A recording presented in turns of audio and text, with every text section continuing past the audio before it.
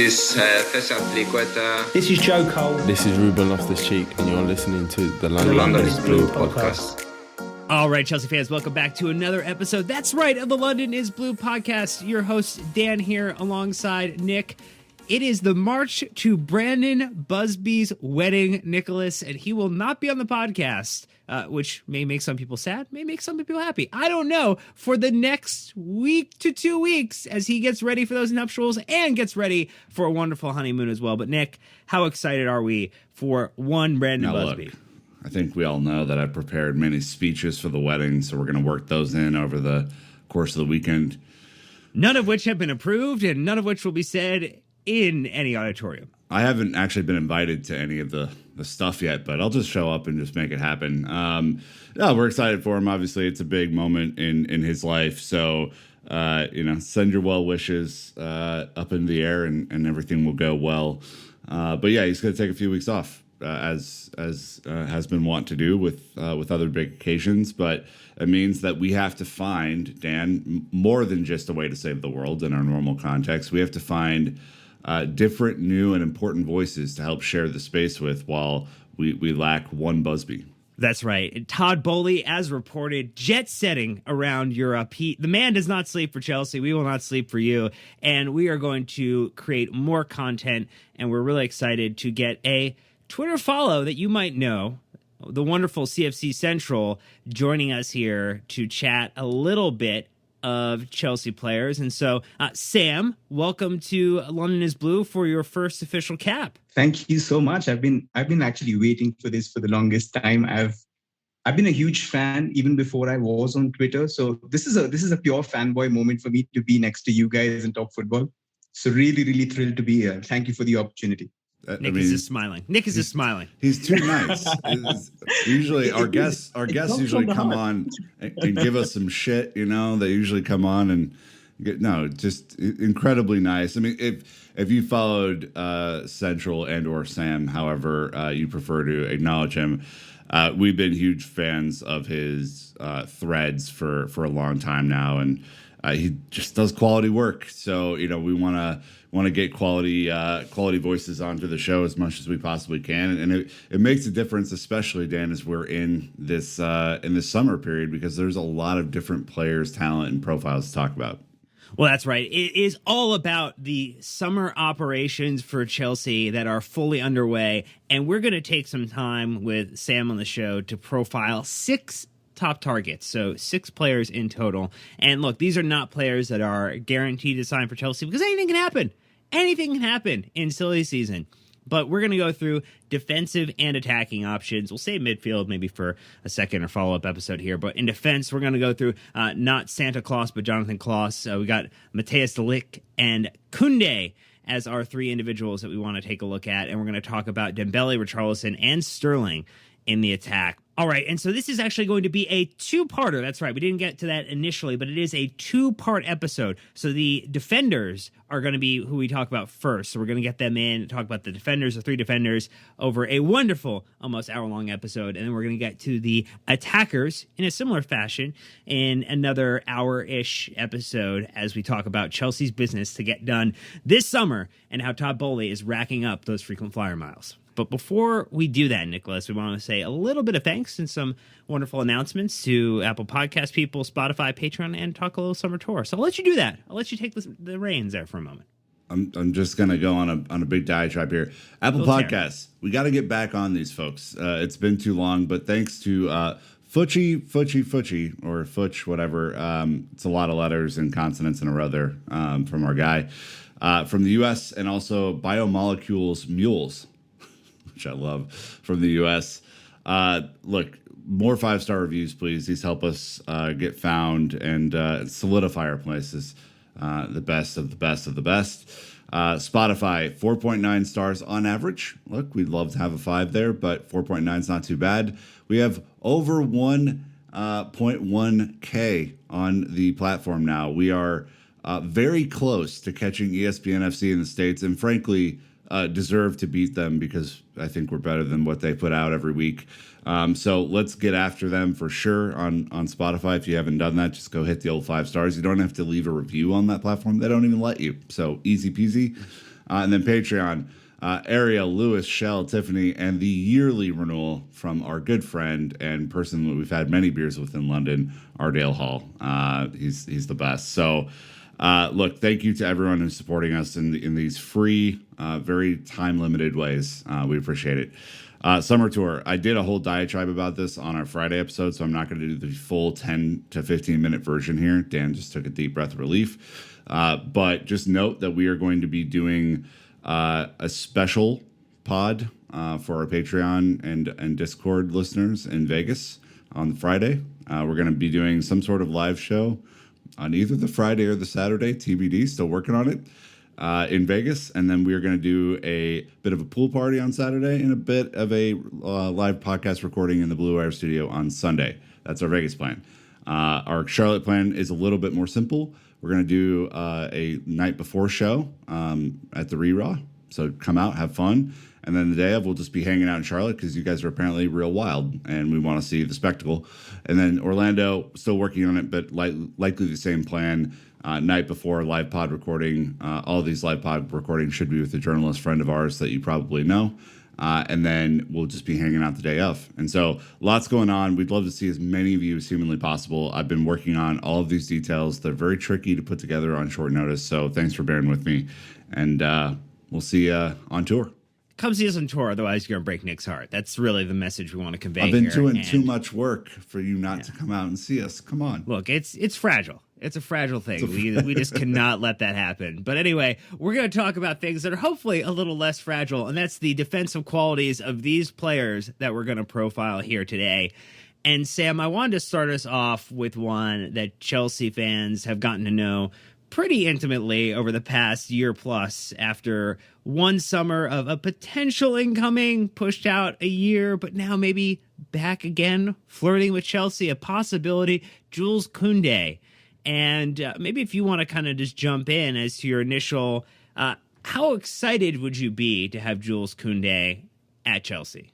I think he's an extremely special talent. When it comes to young, world-class, progressive centre-backs, I think he's right up there. And just when I watch him play, I've seen him play arguably more than anybody else in terms of our transfer targets, probably about 25, 30 games. And his calmness, his composure on the ball, how intelligent he is, he just looks like he's ready to take that next step. He's excellent at carrying, excellent at dribbling. He's as elegant as, any centre-back that you can say in the upper echelons of the game. So I think he'd be ready to make the jump. He's broken into the France team. He's sort of like, I think he's taken over Pavard's place at right centre-back. So I think he offers particular skill sets that can also improve places that we've been lacking. So really, really excited. It's just that I think that we're taking a little too much time haggling with Sevilla and then Barcelona sort of saying that we need to get here and do stuff. But if we can pull that off for about 55 million, I think he's a no-brainer, especially if we go with the back three. Nick, would you be excited as well? How are you feeling? He's always kind of struck me as a bit of an in-between player, right? Because he does play in a back four for France. He's played as kind of the de facto right back for Deschamps at times, and then we've seen him play right center back as well.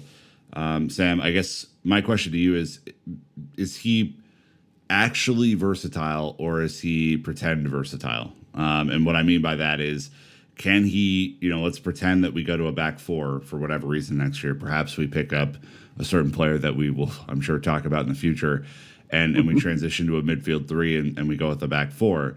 Is this player versatile in a four as well as a three? Or in your mind, is picking up Jules Koundé a commitment to the back three for the foreseeable future? I think he's versatile. I do think that to maximize his strengths, you need certain tactical tweaks, like you very wisely mentioned, without actually mentioning the name. But we do need somebody to be able to slot in when he makes those progressive acts. He's somebody who's very, very good at the middle and attacking third, something that you don't expect from a centre-back who's playing in a back four. But he's also got good cover. Sevilla have got some very good defensive midfielders. Fernando, Nemanja Gudeli, all these guys can drop back, make sure that he's covered when he goes upstairs. So I do think that we will need one of those profiles in there to protect whenever he does go up. It's not like he cannot play a disciplined role, but I just feel like if you're buying him for a back four, you should be able to maximize on his strengths, which is basically going into, the attacking third, trying to create overloads on the right hand side. And especially if we get one of the other signings that we're looking for, you're going to free up space for Reece James and say the other right winger, whoever we're looking at. So I think it isn't a commitment as such, but if you want to maximize his qualities, then we do require the right players in midfield as well.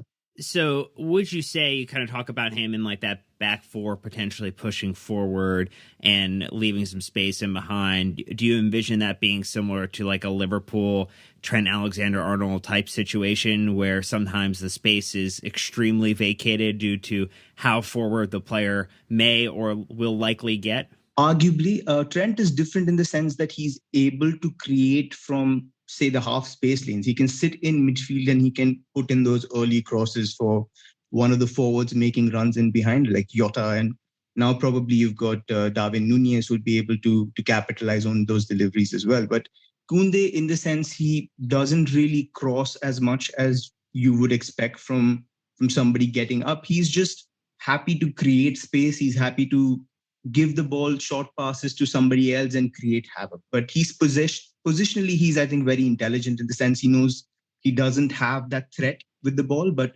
he will just create enough avenues for other guys like Reece James or say, hopefully, Ousmane Dembele or Raheem Sterling to go ahead and get some space. So it will leave gaps.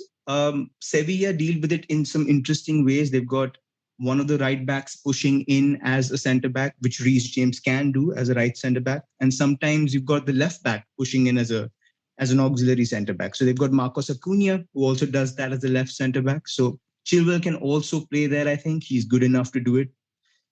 So I think there are different tweaks that Tuchel can do when it comes to making the most out of him.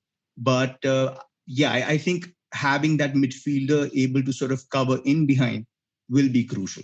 Yeah, I mean, one of the things that I'm hearing here is that sometimes, I think this was in your analysis as well, that like sometimes because he's an aggressive player, right, that he can get passed by. That's a concern for me in the Premier League because that is the entire game.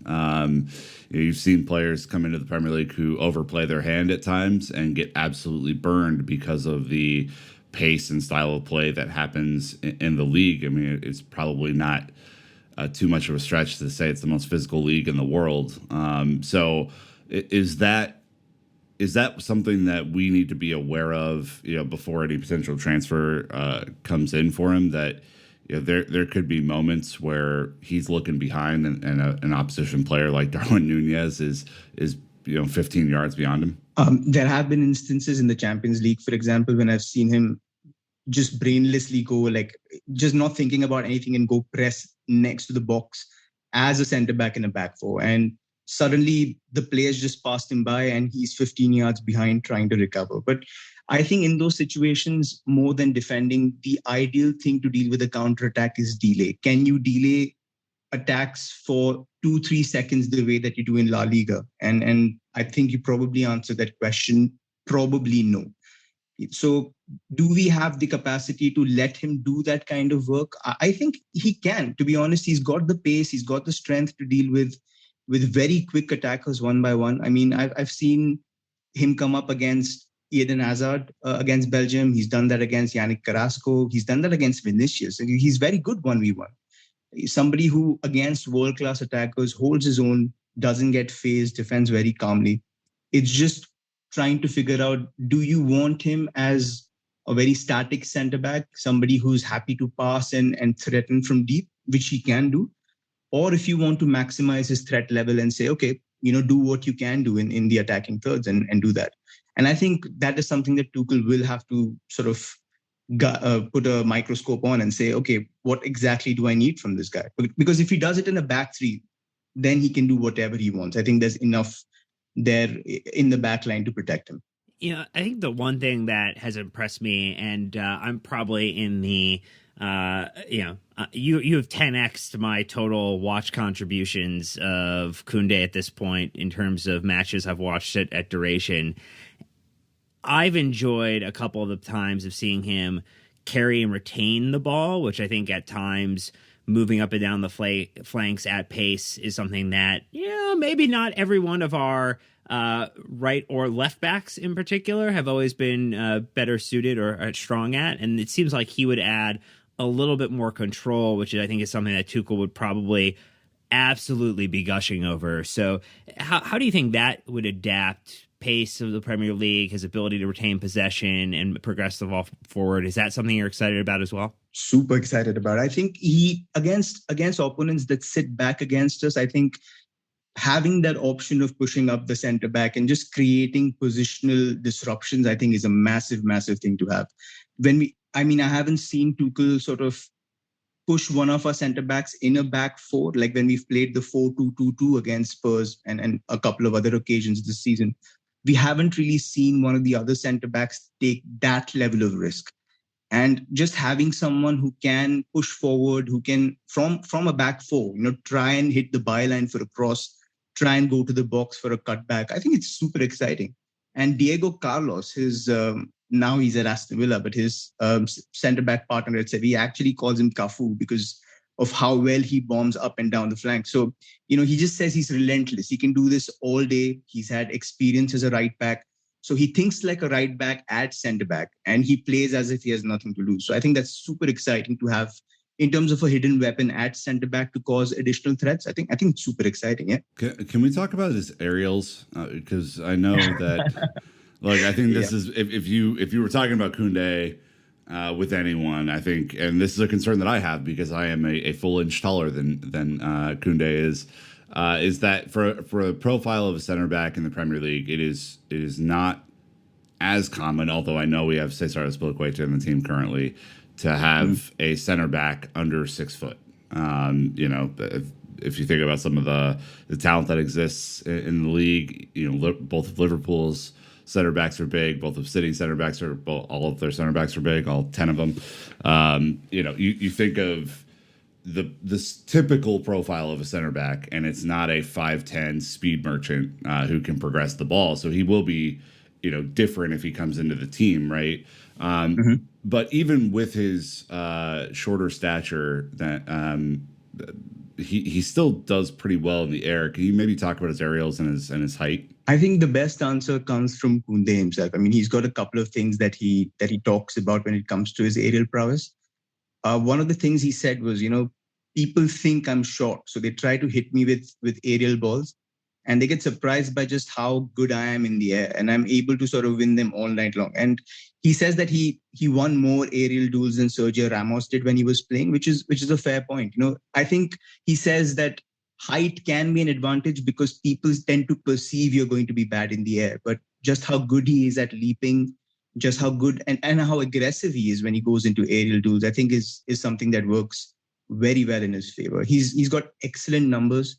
In his first season at Sevilla, he won like 74.5% of his aerial duels, which is more than De Ligt has won at any of his seasons at Juventus. So he is very, very strong in the air, and he's very aggressive. When you see him jumping, it's not something that you'd see, say, from a Levi Colwill, who is 6'3.5", but he's happy to have a very small, very medium kind of leap, just butt it away somewhere and make sure that you use your height to your advantage. Koundé goes in full-blooded. He basically jumps at your back. He tries to shove you out of the way. And if you lose that aerial duel, even if at 5'10", he loses that duel, you've hassled your opponent enough to make sure he doesn't get a good effort on target, which I think is great. So he uses his physique to sort of boost his aerial duel shortcomings, pun intended. But but I think he will be okay with the back four. Yes, I think there are concerns because if you come up against, Wout Weghorst is gone now, but if you come up against a center forward of that pedigree, someone who's brutal in the air, and you're keeping up against someone like that all game, then yes, it can cause issues. But if he's in a back three, no issue whatsoever. I think he will deal with it adequately.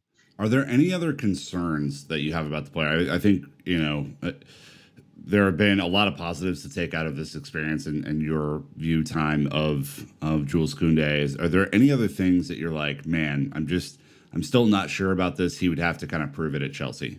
I tend to think he's a little too casual when it comes to defending in his own box. He can appear a little lackadaisical.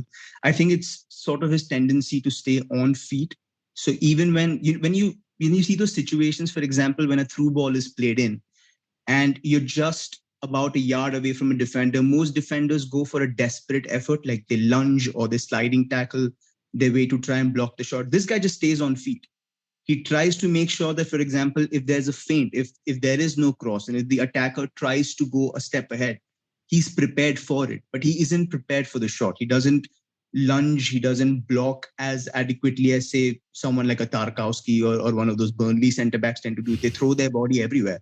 This guy is just, I'll stay on my feet, I will put a leg out, see if it happens, but if not, I'm on my foot to sort of make sure that the next action that the attacker takes, I'm prepared for. So that can make him look a little like, out of sorts. But other than that, I think I have no other major concerns. Obviously, the injury and the surgery that he's not now had, I mean, the club is saying that it's minor. Not the club, but the reports are saying that it's minor and should be okay. But again, I am a little concerned in terms of signing a player just after as he's had an injury. We did that with Torres, and that knee injury just took that half yard of pace away from him, and we never saw that Fernando Torres again. So slight concern there as well. But other than that, absolutely fine. His aggression can be tempered. I think in terms of when you see a Rudiger, the way he played at Roma and the way he played under Tuchel, somebody who can take that kind of full-blooded spirit to go and press in the attacking third, when to go, when not to go. I think those moments is something he learned to do in the Premier League, because obviously he will have an understanding of how quick La Liga is, but when he understands how quick the PL is, he will make mistakes, but he will learn. But that's sort of, he's 23, and I think that's enough time to learn in a couple of years. So positive that he will turn out to be a good signing. And potentially, if you bring him in at 23, you get the opportunity to keep him for, 10 years or so if all things go according to plan, which is a nice place to be. But we have gone deep on Jules Koundé and what he could bring to Chelsea, what the concerns are. And so we're going to take a real quick ad break. We thank these sponsors for financially supporting the show. When we get back, it is on to Matthijs de Ligt. All right, our next partner has a product that I use literally every day. I started taking AG1 because, well, it's hard to get a lot of micronutrients in. We're all focused on our macros with protein, carbs, and fat. And now we got to add the micronutrients from fruits and vegetables. It's just hard to eat that many servings a day. So I started doing it just to make my life a lot more efficient. I'm getting better gut health and a more durable, resistant immune system. So what is this stuff? Well, with one delicious scoop of AG1, you're absorbing 75 high-quality vitamins, minerals, whole food, sourced superfoods, probiotics, and adaptogens to help you start your day right. This special blend of ingredients supports your gut health, your nervous system, your immune system, your energy, recovery, focus, and aging, all of the things. Again, I do it. It's easy, it's fast, it's quick. I throw up my shaker usually on my way home from work, drink it. It goes down quickly. And like I said, you get 6 servings of vegetables a day very easily. But hey, don't listen to me. Athletic Greens has over 7,000 5-star reviews. It's recommended by professional athletes and is trusted by leading health experts such as Tim Ferriss and Michael Gervais. So right now it's time to reclaim your health and arm your immune system with convenient daily nutrition. It's just 1 scoop in a cup of water every day. That's it. No need for a million different pills, supplements to look out for your gut health. To make it easy, Athletic Greens is going to give you a free 1-year supply of immune-supporting vitamin D and 5 free travel packs with your first purchase. All you have to do is visit athleticgreens.com/LondonIsBlue. Again, that is athleticgreens.com/LondonIsBlue to take ownership over your health and pick up the ultimate daily nutritional insurance. All right, so next up, the man formerly from Ajax, now at Juventus, dealing with subpar partnerships and center back, one Matthijs de Ligt. Nick Verlaney, how excited would you be if he came to Chelsea? I feel like you're pretty excited. I like Matthijs de Ligt. I think if you kind of power ranked all of the left center back targets, which I think we'll get in, that's kind of where he would fit in here. He would be up there for me. I don't know if I'd have him quite over Fofana or someone like that personally. But we're not talking about Fofana today, so we're going to talk about De Ligt. I remember when we played him twice this year that he seems aggressive. He's built for tough, as we like to say in the States, and he certainly has a commitment. Let's say a commitment to his game. Let's put that nicely. Where he goes in on challenges. He's maybe a little too aggressive at times against our squad in the Champions League. So. This is one that's interesting. I mean, certainly the profile of player comes from Ajax, goes to Juventus, and I think is Premier League ready. But I am not the person who's done months of research on Matthijs de Ligt. I think we have a person, Dan, who might be able to tell us more. Well, I think the question, as we throw it to you, Sam, in terms of your excitement, also just right off the bat, is he the most English center back who is not an English national who should be allowed to change nationalities just to play for the English national team? I think you've hit the nail on the head. I think he's more Burnley than he is Groningen, to be honest. He's very, very English in the way he defends.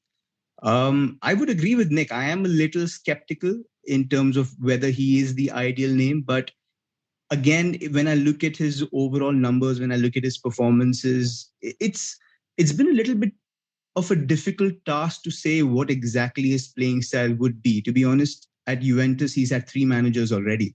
He's had Maurizio Sarri, he's had Andrea Pirlo, and now he's had Allegri. So it is a little difficult to understand what exactly his role is or what exactly is expected from him.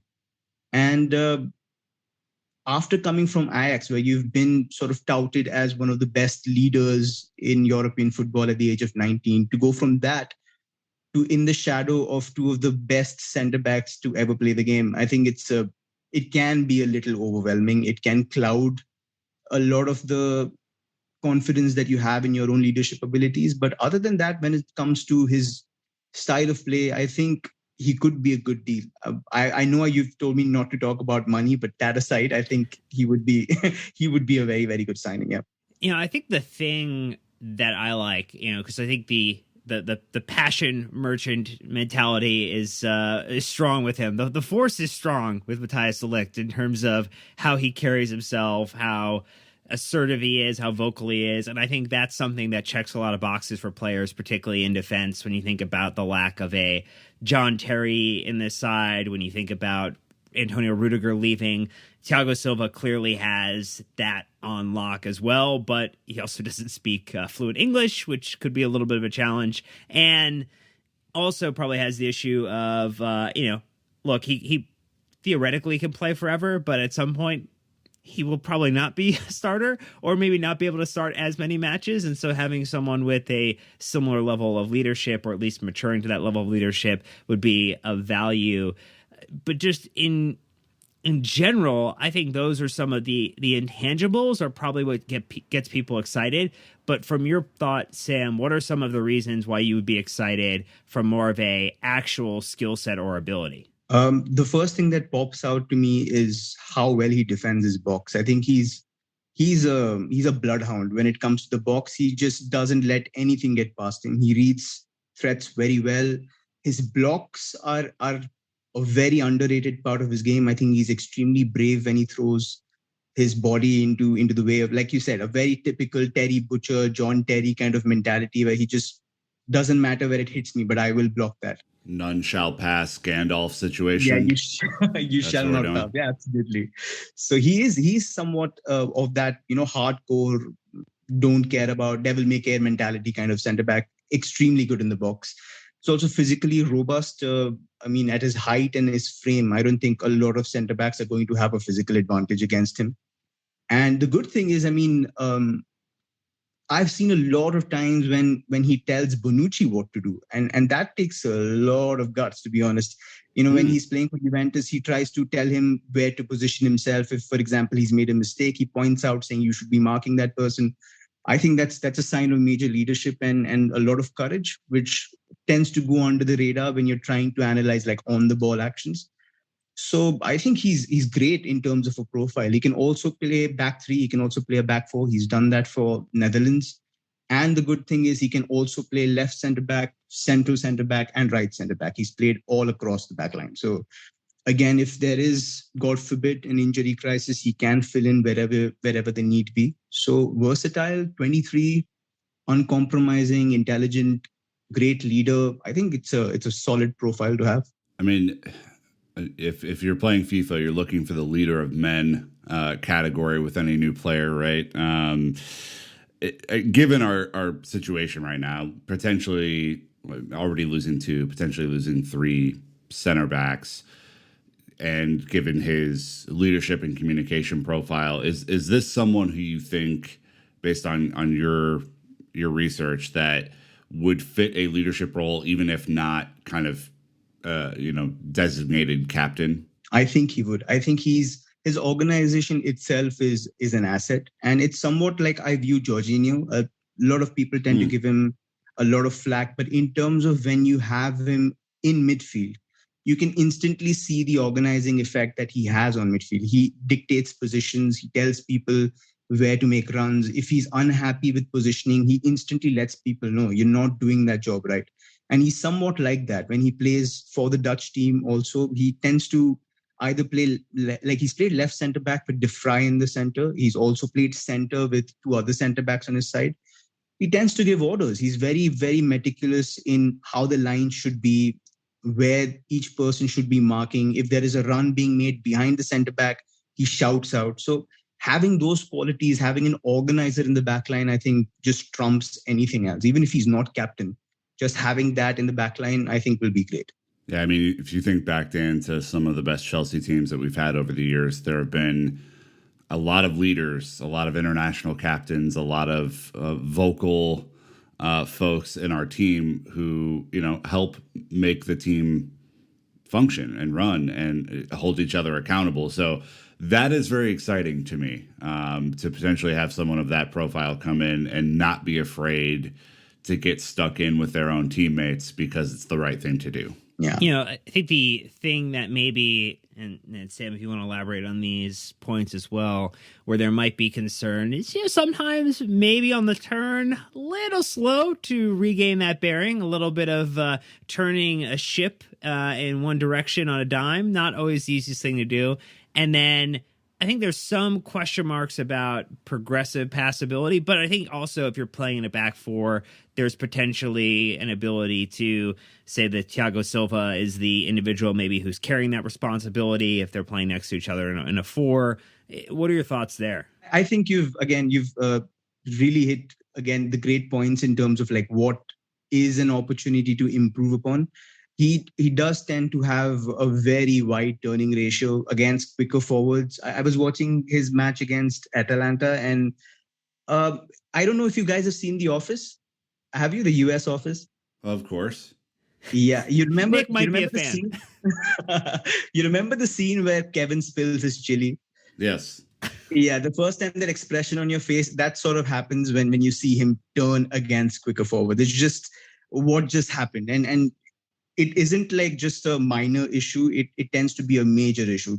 People tend to have 5 to 6 yards on him by the time he turns and runs back. So when he is going into the attacking third, when he's pressing high, it can be an issue. Like Dan said that in a back 4, when you're pressing high, when you're defending against quicker forwards, it is genuinely a major concern.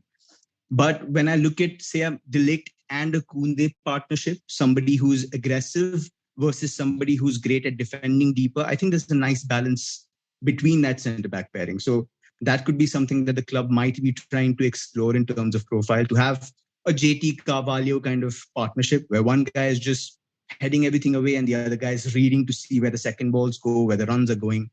So I think it's intelligent in terms of the profiles that the club are targeting.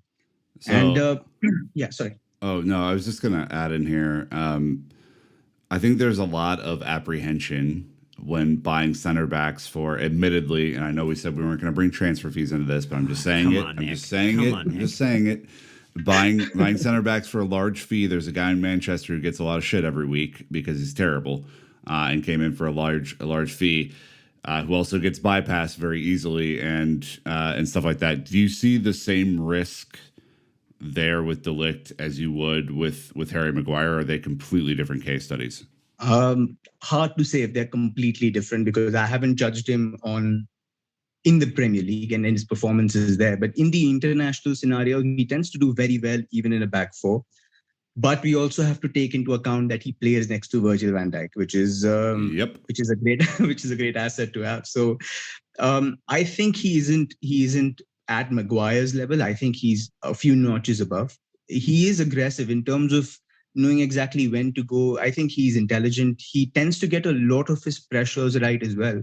He doesn't do many. I think he does like 9 or 10 pressures a game, but he tends to get about 40% of them right. So he chooses his moment well, doesn't get phased by have I made the right decision. He just makes the decision and he regrets it later. So in terms of being uncompromising and making that kind of headstrong decision, I think he's there. But again, it's about, are you assembling the right backline? Who is his partner going to be in a back four? If it's going to be Silva and De Ligt, major issues. If it's going to be De Ligt and somebody else who's good at covering, who's making sure that Trev you are or somebody like that. Yeah, Trevor, somebody like Trevor, for example, then I think my fears are a little calm. But I think he's much better than that. One thing he's bad in terms of versus Maguire is, like Dan mentioned, progression. He doesn't tend to take advanced positions. He's very reluctant to go, carry the ball into the attacking third. He's not someone who's going to dribble past pressures and just give you this Kurt Zuma versus Ajax kind of moments. But he also doesn't tend to be very adventurous with his passing. Very safe, short passing first. His passing stats are great, all 90% plus. Very safe in possession. Let other people do their thing. I'm just going to keep it like lockdown. I guess the question I would have then from a style perspective, right, is we know that Chelsea typically play, in the opposition's final third. I mean, if you think about it, a lot of our games last year, we had 65, 70, 75% possession, right? And we're pretty dominant, where Thiago Silva was basically just sitting on the halfway line, pinging balls back into midfield or around to the wing backs for progression. Understanding what you said about, his game and getting caught out, is he more of a center back that is comfortable in his own final third, kind of, setting up a defense, against his own goal? Or do you think that he could play a more advanced role where he's probably going to be sitting on the halfway line with the other center backs and pinging balls around? Because, I mean, that it seems to be like if that's Tuchel's version, right, if that's the way that he wants to play, that might be an odd fit for someone like De Ligt, who is a more of a pure defender in a way. I think he would be pretty comfortable in a Thiago Silva kind of role, where you have somebody who's obviously got certain competency in dealing with quick attackers, but you have two other centre backs flanking him who can engage and do those pressing duties well. Rudiger, in terms of his aggression, was excellent. He would immediately suffocate somebody, and Silva wouldn't engage as much. He would just drop back a little and try to be reactive versus, say, the other centre backs being very proactive in terms of engaging a threat. So if you do have that kind of role where you want your centre backs on the halfway line, can he do it? Yes. He does that regularly for the Dutch, where he tends to be around the centre circle. He tends to be very wary of threats around him. But the moment a counter happens, it's the centre backs on the side which engage, or it's the full back on the side who will pressure while he goes back. He immediately tries to see, what if this person's bypassed? Like, where does this person go? And then he engages accordingly. He's very comfortable in his defensive third. I would say that's his strength, being a reactive defender. But anywhere else, I think it sort of like raises the question, how well are you covering his weaknesses? And are you leaving him vulnerable to, 1v1 threats or people who are very quick, which Juventus tend to do? So that's the question mark. I think the interesting point you made earlier that maybe would be kind of an interesting thought exercise, not for this episode, but for a future one, is just the fact that leaving Ajax, having three managers of arguably very different profiles, from Sarri to Pirlo to Allegri, is how that may have affected his development, how that may have affected his play style, and to potentially come to Chelsea to work under Tuchel, who, as we've seen already, is really, really good at coaching up defenders and a defense, and what that could do to revitalize his career, really round out some of these sharp edges in his performance and help him take an individual next step as a part of a unit. I think that's what probably has me the most excited, because nothing you said has made me think it's not fixable. It's not an addressable element to his game.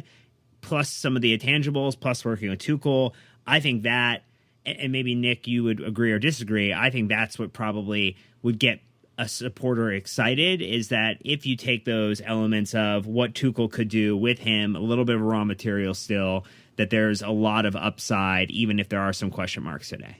Yeah, I mean, I'm intrigued by it. Again, I think our overall theory of the case this summer, and I think in future transfer windows, Thomas Tuchel is here, is to support him by getting the talent that he thinks he can make into a Champions League or Premier League winning team, right? And while I may not understand all of them in the current moment as to why he'll target certain players, I think it's important that if he feels like Matthijs de Ligt is coachable and that he's either going to eliminate some of the mistakes that would make him a vulnerable left center back in a Premier League scenario where you're playing on the halfway line, or eventually be the successor to Thiago Silva in that center role, which could make a lot of sense as well, and have two complementary, quicker center backs surrounding you to help cover, then I trust him to make that call, right? He's more than deserved that level of trust from the supporters base. So I guess that's where I'm at with it. I think some of the commentary here has slowed my roll a little bit on, I'm just imagining scenarios where the Premier League is getting faster and more technically sound all the time, right? You look at what Liverpool have done over the last two windows alone and bringing in Luis Diaz and Darwin Nunez. Like, these are two real attacking talents. Like, and you're going to have to deal with both of those players this year. Jota is no slump himself. Salah is still a Golden Boot winner, right? You look at what Tottenham added to their team last year with Kulusevski. Like, that's a player who can fly down the field, like, and obviously contribute a lot in terms of goal contributions, stuff like that. So, yeah, I'm just reading the field around us to understand how these players would fit in and help us defend against attacks that are getting better all the time. And I'm open to these scenarios. I guess I understand the hesitancy around some of the speed issues here, though. Well, you talked about goal contributions, and look, what wowould Chelsea be if not for defenders who like to score goals or assist? And as we round out, that's how we get all of our goals, Dan. That's how we get all of them. Look, if when certain people zig, you zag. Liverpool goes after great attackers. We just go after great defenders, and that's how we're going to build the championship side. 11 Azpilicuetas never do you wrong. And look, we're going to talk about potential replacements in that attacking wingback, attacking defender mold. In one, Jonathan Klaus, who is a name that kind of came out of nowhere a little bit. Klaus. All right, sure. Santa Claus. Anyway, he is a defender. He's involved with the French national team, nearing 30 years old. For those who are maybe unfamiliar, but did have 5 goals and 11 assists last season. One of the top in the all 5 European leagues in terms of total output from a defender. And Sam, this is one who you potentially think about is depth, is potentially rotational, is potentially a little bit of an insurance policy for, if our wingbacks go down potentially, which we saw happen last season. So, and maybe the replacement option for some departures as well. Absolutely. I feel like this is genuinely fixing one of the major issues that we've had in the past season. Chilwell, James out, and it was disastrous because the 3 at the back system tends to give a lot of space to the wing backs, and this guy just fits the brief. Somebody who's very good at utilizing the space on the flanks and creating havoc with dribbling and crossing and a lot of threat. Like you mentioned, 5 goals and 11 assists is pretty incredible, and he's done that consistently over the past 2 seasons. He had 6 assists last season, and over both seasons he's done 10 big chances. So he's created 10 big chances over the last 2 seasons. Which is pretty great. And I think he was one of Europe's top creators this time as well with 76 key passes. So in terms of having somebody who can capitalize on the extra width that the wing back gets, I think it's a clever move for the price that he's being touted at. It's a pretty low risk, high reward kind of policy, especially if you're going for, say, a Livramento in a couple of years. I think it's a good short term plus medium plus long term plan. So one of his strengths, as you mentioned, is crossing, and we obviously have a great crosser in Reece James on that side already. In addition to what Klaus, I'm going to call him Klaus, would bring. What are your thoughts on? Obviously, I think the drop off can't be as dramatic as it was, right? I mean, you can't cycle through 3 or 4 different players, including Ziyech and Ruben Loftus-Cheek and Azpilicueta, to name a few of them who filled that right wing back slot in the 5-back set. Is your thought with Klaus that he comes in and is a like for like to Reece James, or does he do things differently than Reece James would do? Obviously, Reece James is a once in a lifetime talent, but kind of just trying to scale up how he fits into the team from that standpoint. I would say Reece James is definitely, like, without a doubt, a more complete player at right wing back in terms of defense, in terms of understanding when to deliver, while Klaus is just attack first. He's very gung-ho with his crossing. He tends to be very aggressive in the way he attacks the box. I think he's a very ultra attacking kind of alternative to Reece James. I would say on or against sides where we are struggling to break down, say, a back five, a very stubborn back five, and we have a good center forward in there, you would expect somebody like him to cause a nuisance there. Right? Reece is somebody who offers you both sides of the game. I haven't watched Klaus as much as I have other guys, but he tends to be, like, defensively, he tends to be a little bit of a suspect, because he tends to spend a lot of time in the attacking third. He likes crossing, he likes running inside, he likes making overlaps, underlaps, but again, counters, being left behind. A lot of, like, his mistakes that I saw were purely down to not getting back on time.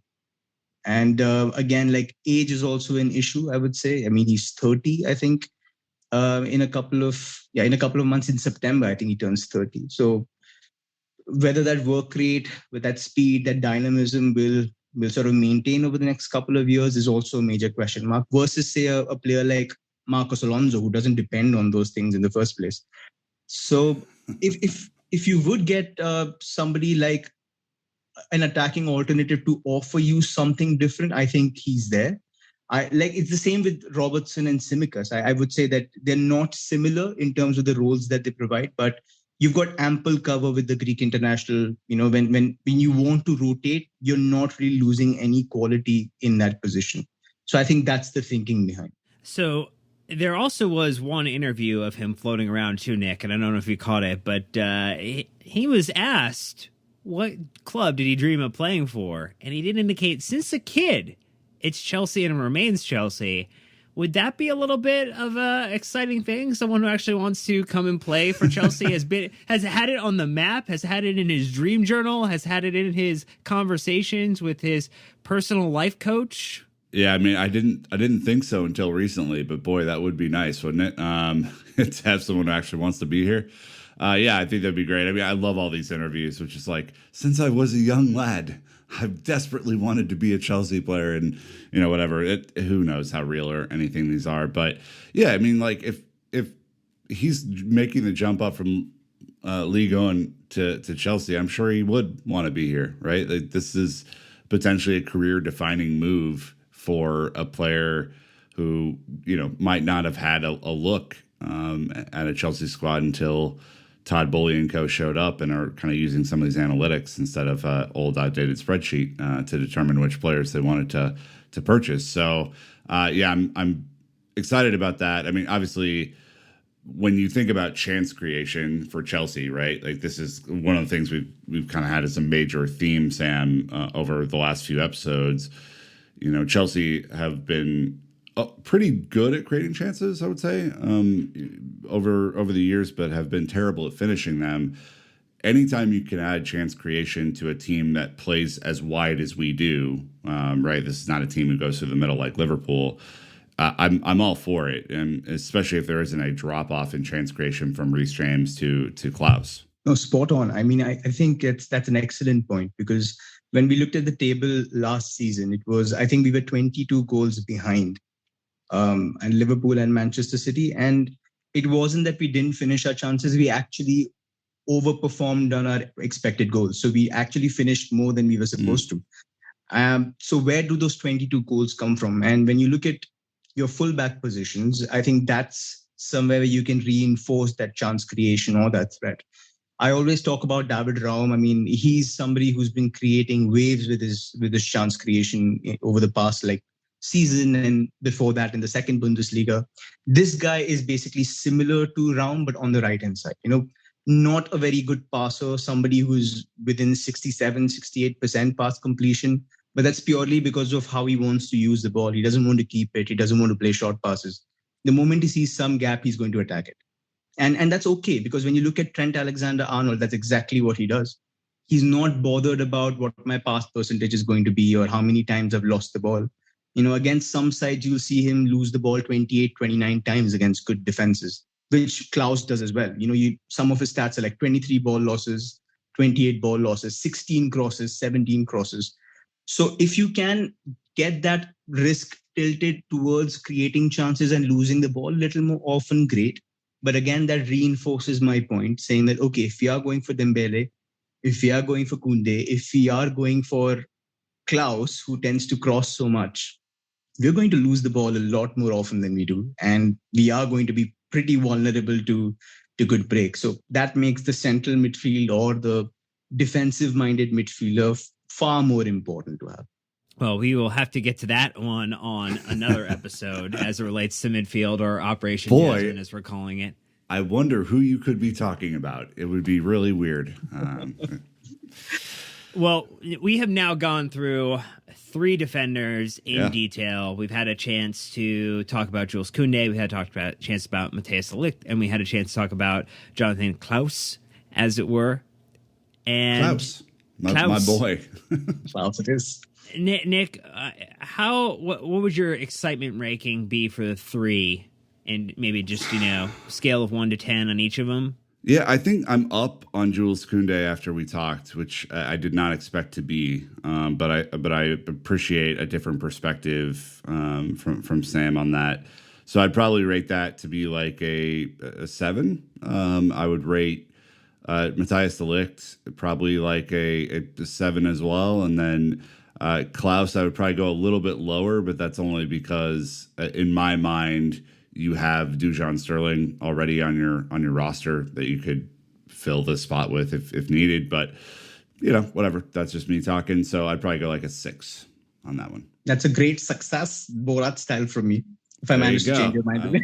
Well, so Sam, in your own ranking, scale of 1 to 10 for these 3 players, how excited would you be for them joining Chelsea? So Koundé, De Ligt, and Klaus, what would your 1 to 10 be? I think Koundé would be the highest, 7.5 probably, because I think it depends on what system we're playing. If you're playing a back 4, I would drop it a little bit. But if you're playing back 3, 7.5, 8 would be, I think, a fair rating in my eyes. De Ligt would be somewhere around 6, 6.5. Again, I'm really sorry for doing this, but if the finances work out, 6.5.